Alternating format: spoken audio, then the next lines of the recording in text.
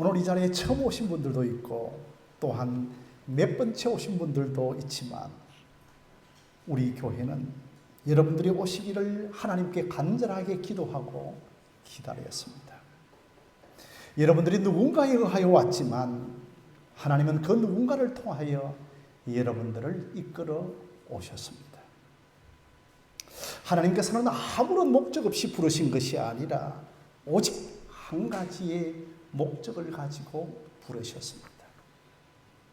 오늘 이 시간은 여러분들을 적당하게 즐겁게 하고 값싼 위로를 드리고 이 땅에서 잘 먹고 잘 사는 행복 메시지를 전하는 자리는 결코 아닙니다. 우리는 반드시 들어야 할 기쁜 소식을 듣고 죄와 사망에서 구원을 얻도록 여러분들을 초청하였습니다. 여러분은 과연 1세기부터 지금까지 온 세상이 들은 기쁜 소식, 복음을 들어본 적이 있습니까? 2000년 동안 전파된 이 기쁜 소식을 듣고 여러분 모두가 그 소외자가 되시기를 주님의 이름으로 기도합니다. 오늘 이 설교의 제목은 바울, 예수를 만나다입니다. 여러분 기독교 역사에서 빼놓을 수 없는 한 사람을 들라 하면 저는 가감없이 사도 바울을 추천합니다. 여러분 앞 화면을 한번 보실까요? 앞 화면을 한번 보시면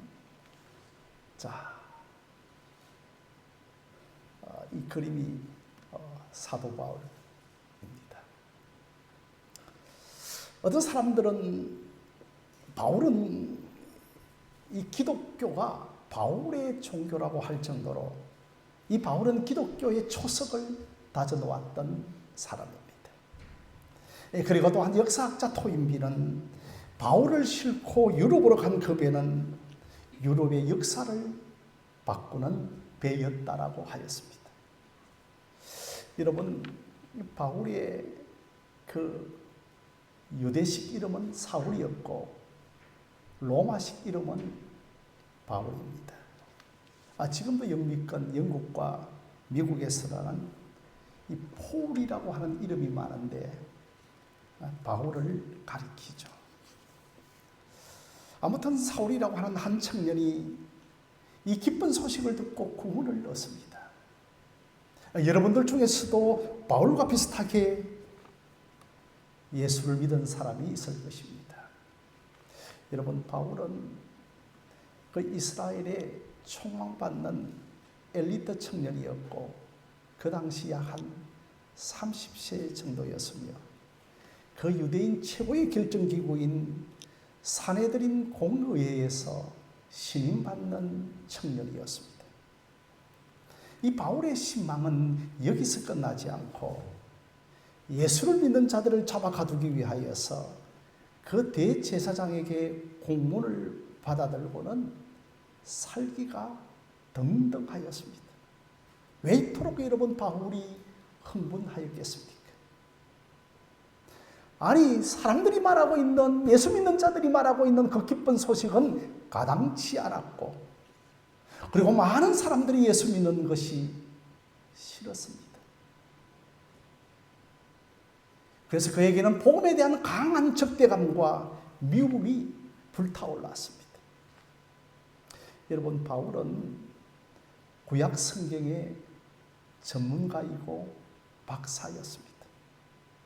그래서 우리를 구원할 자 메시아는 그 다윗 왕의 후손으로 오셔서 정말 칼과 창으로 세상을 무찌르고 참 평안을 주실 분으로 기다리고 왔는데 아니 십자가에서 처참하게 죽은 예수가 무슨 메시아란 말인가?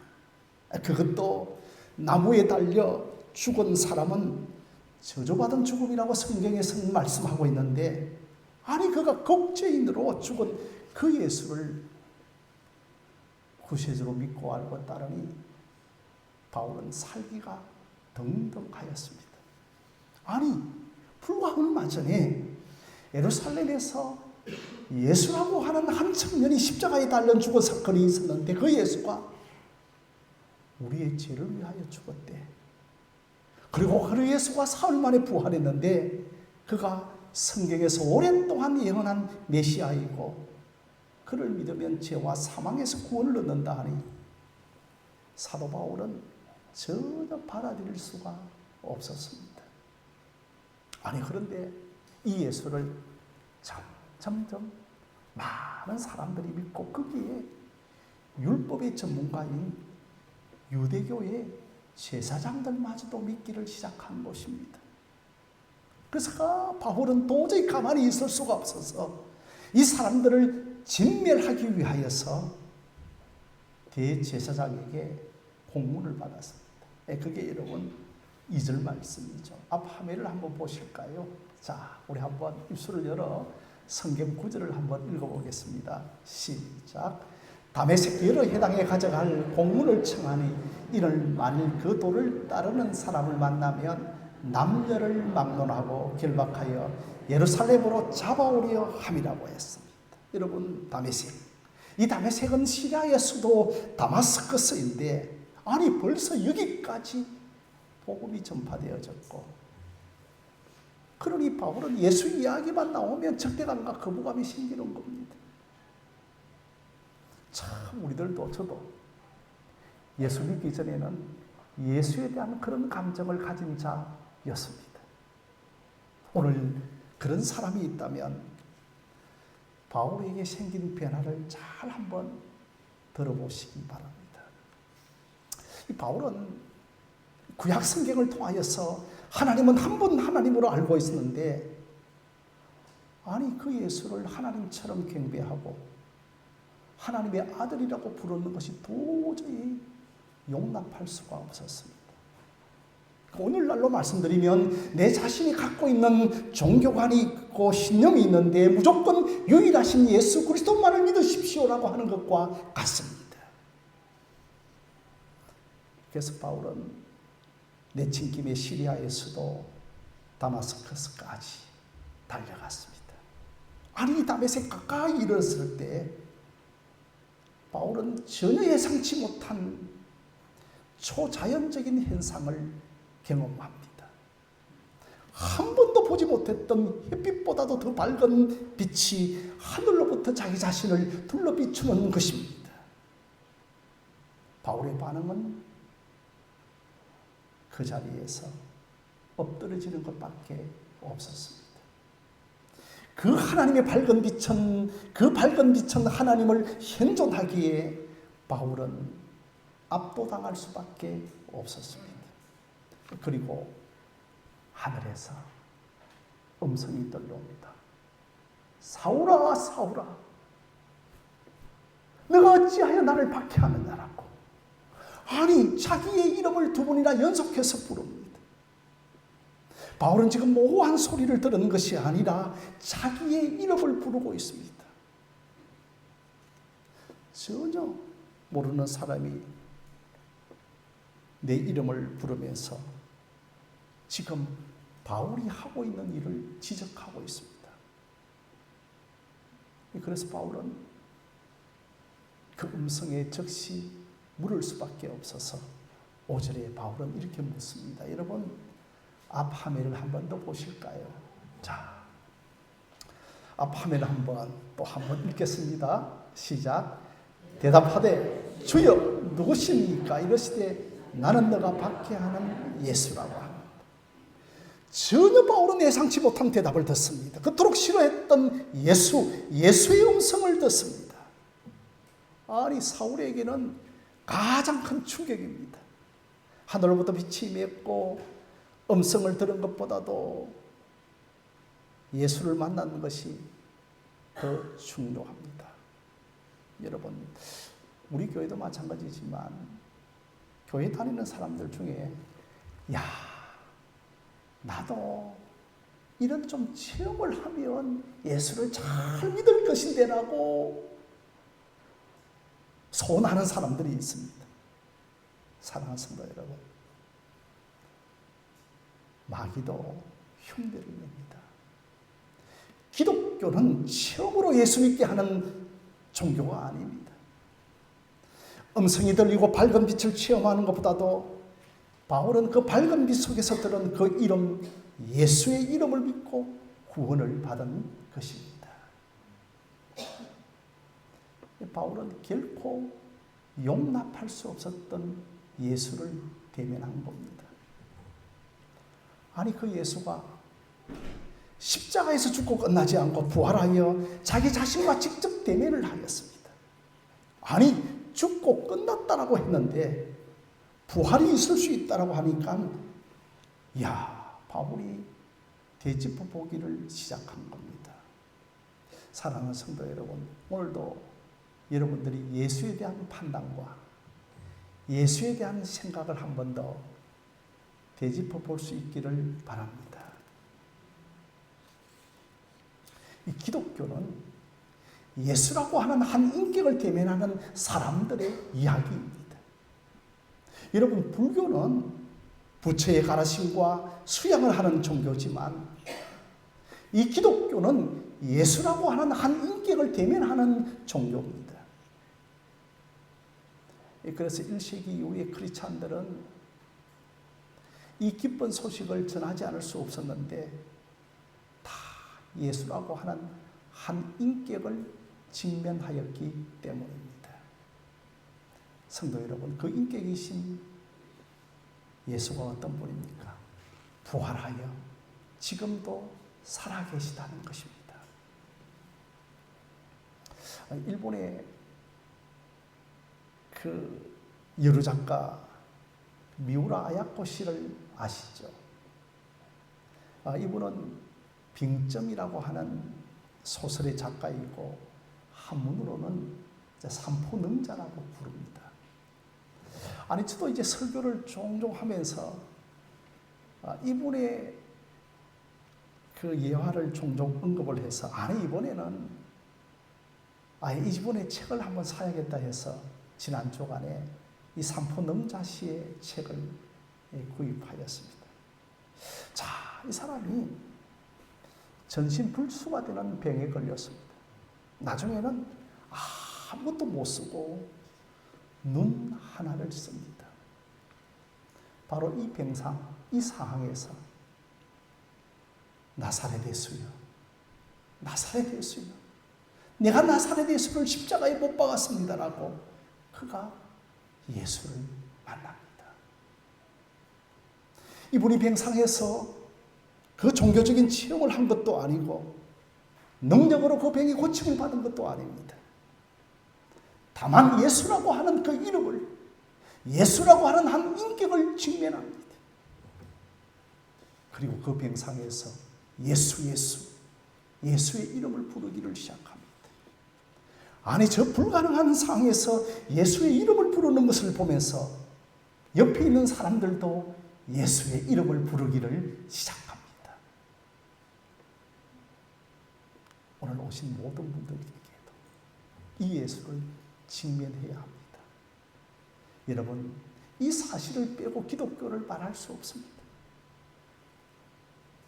그런데 중요한 것은 바울 같은 자에게도 예수가 찾아왔다는 것이 우리의 소망이 됩니다. 죽고 끝날 줄 알았던 예수가 살아계시다고 하는 것이 바울에게는 엄청난 충격이었습니다. 예수의 제자들이 입만 열면 예수 부활하셨다고 지겹도록 전도했는데, 아니, 그것이 사실로 확인되니까 바울이 얼마나 놀랍겠습니까? 지금까지 예수에 대한 선입관과 모든 예수에 대한 이론이 산산조각이 납니다. 더 이상 예수에 대한 논쟁이 소용없고 더 이상 믿는 자를 잡아가두는 일이 필요하지 않았습니다. 자, 그런데 이 일 후에 바울에게 어떤 일이 일어났습니까? 사람들의 눈이 멀어져 버리기 때문에 사람들의 부축으로 9절에 그가 다메섹 도상까지 들어갑니다. 그래서 그 강렬한 빛으로 말미암아 보지 못하고 사흘 동안 먹지도 마시지도 않았습니다. 어쨌든 사울은 보이지 않는 캄캄한 사흘 동안 여러분 무엇을 했을까요? 11절 말씀을 보면 바울은 기도하는 중이었다고 하였습니다. 아마 그는 지금까지 예수를 핍박한 것에 대하여 깊이 회개 기도를 했을 것이고, 과연 구약 성경에서부터 예언한 이 예수 그리스도를 그는 깊이 묵상을 하였을 것입니다. 성도 여러분, 참 바울은 이성적인 사람입니다. 내가 만난 예수, 이 부활한 예수를 내가 어떻게 받아들여야 할지 그는 씨름을 하였습니다. 그는 구약 성경에서부터 이 예수를 찾기를 시작했습니다. 아니, 구약 성경에서 나무에 달린 자마다 저주를 받은 자라고 말했는데, 아니, 이 사람이 구원주 메시아일 수 있는가? 눈이 안 보이는 사흘을 다른 것으로 보낼 수 없었습니다.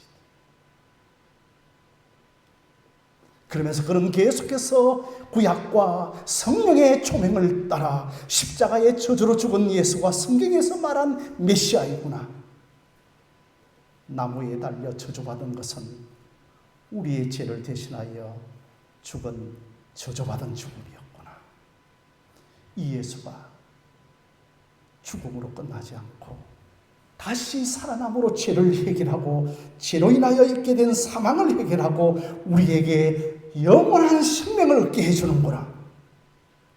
그리고 우리도 예수를 믿으면 죄와 사망에서 해결되어지고 영생을 얻을 수 있다는 것을 알고는 예수를 구세주와 메시아로 받아들이기를 시작합니다. 여러분, 성경에서 보면 예수님께서 죽은 자를 살리시는데 몇 사람을 살리시는가요? 세 사람을 살립니다. 자, 그런데 여러분, 그 세 사람들도 나이가 들면 다 죽습니다.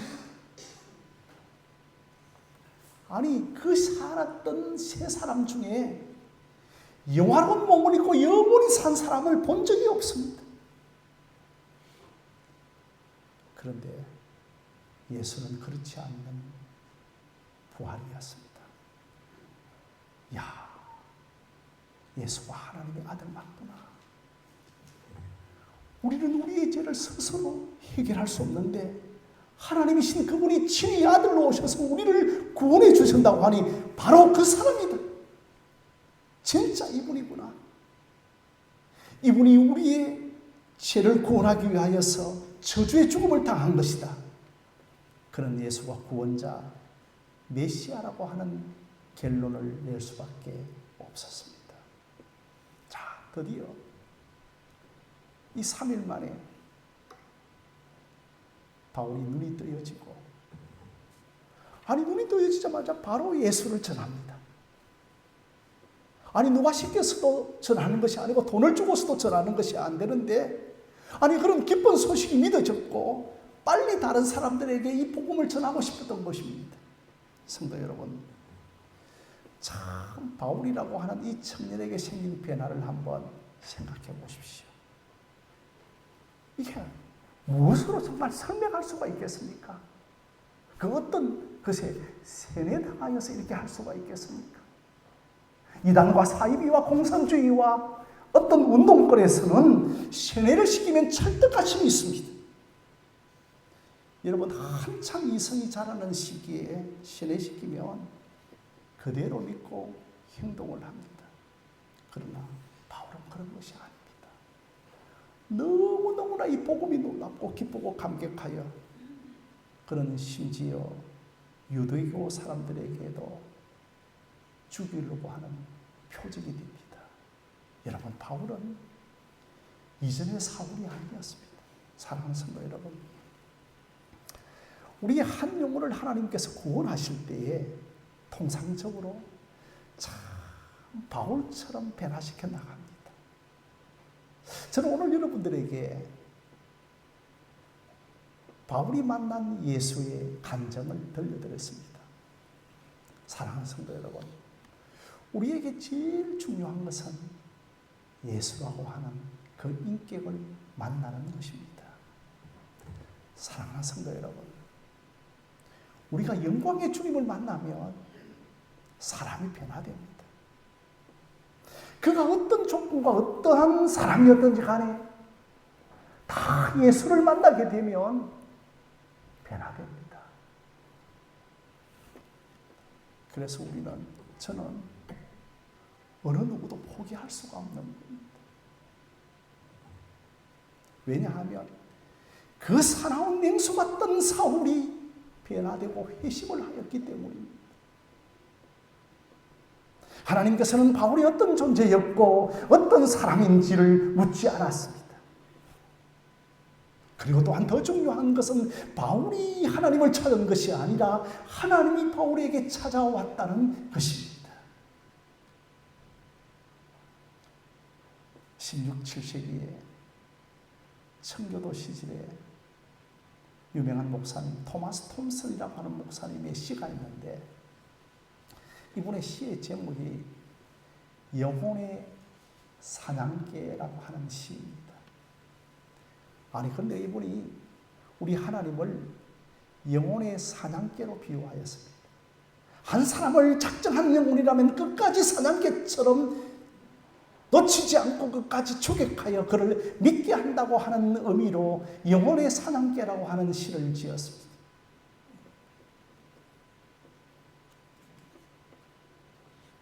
내 인생의 영혼의 끝까지 찾아와서 우리를 구원하기 때문입니다. 그 시의 내용에 이런 것이 있습니다. 나 아니면, 오직 나 아니면 비천한 너를 누가 사랑해 주겠느냐. 내가 너에게서 모든 것을 가져가면 너를 해롭게 하려 하는 것이 아니라 다만 너가 그 모든 것을 내 품에서 찾게 하려 함이었다. 일어나라. 내 손을 꼭 잡고 함께 걸어가자. 아, 어리석고 눈물고 여작한 자여, 내가 바로 너가 찾는 자이니라고. 젊은 청년, 혈기방장했던 30년의 그 사울이 다메섹으로 올라갈 때에는 맹수 같은 모습으로 그는 올라갔지만 그런 밝은 빛이신 예수를 만나고서는 삶의 목적이 바뀌고 주의 이름을 위하여 사는 사람이 되었습니다. 어떻게 이러한 일이 일어날 수가 있겠습니까? 예수를 만났기 때문입니다. 여러분, 예수님을 믿는다고 하는 것은 충성의 대상이 바뀌는 것입니다. 정말 자기 자신과 유대교에 충성했던 바울은 이제 그리스도에게 정복당한 후에 그 로마에서 순교하기까지 자신을 정복하신 그리스도에게 모든 충성을 드리는 행복한 피정복자로 살았습니다. 여러분, 오늘 이 밝은 빛을, 예수의 빛을 보고 그의 인생이 대전도자로 바뀝니다. 그래서 바울은 이제 아마 주후 기록에 의하면 64년경에 네로 황제의 그 박해가 심하던 시대에 참수행을 당하고 순교합니다. 아마 그의 나이 62, 3세 정도, 저의 나이 정도. 그때 그 로마의 도성에서 장렬하게 복음의 피정복자로서 자기 자신을 정복한 예수를 전하면서 그의 일생을 마감합니다. 성도 여러분, 오늘 참석하신 여러분, 예수를 만났습니까? 예수를 만나고 싶습니까? 아직도 바울처럼 예기치 않는 일이 여러분의 생애에 일어나지 않았습니까? 그렇다면 바울이 그 예수께 붙잡히는 일이, 그 예수께 정복당하는 일이 여러분의 삶에 일어나게 해달라고 기도하시기를 바랍니다. 그리고 기대하십시오. 그리고 저는 우리 하늘샘 교회는 여러분들을 위하여서 기도하겠습니다. 할렐루야.